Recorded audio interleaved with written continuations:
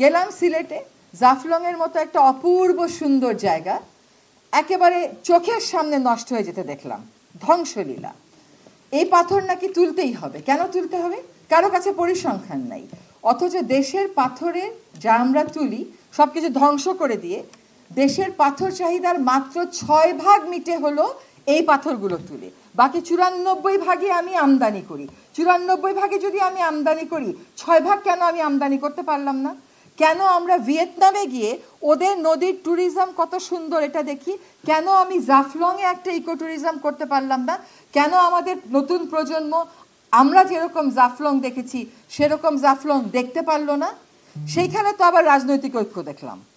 সবাই এখানে ম্যানিফেস্টোতে আমরা কথা বলতেছি, আমরা 2জন উপদেষ্টা গেলাম সেখানে, যাই হোক যা হবার তা হলো, এটা হওয়ারই কথা। আপনি যখন ন্যস্ত স্বার্থ গোষ্ঠীর স্বার্থে আঘাত দেবেন আপনাকে এরকম আঘাত প্রতিঘাতের ভিতর যেতে হবে।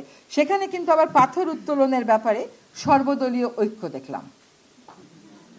সেখানে কিন্তু দেখলাম না যে আমরা জাফলং রক্ষা করব, পাথর 6%ই তো আমরা আমদানি করে আনবো।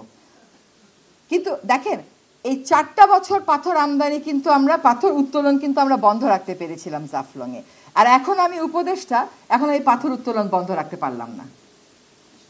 এই হচ্ছে আমাদের বাস্তবতা।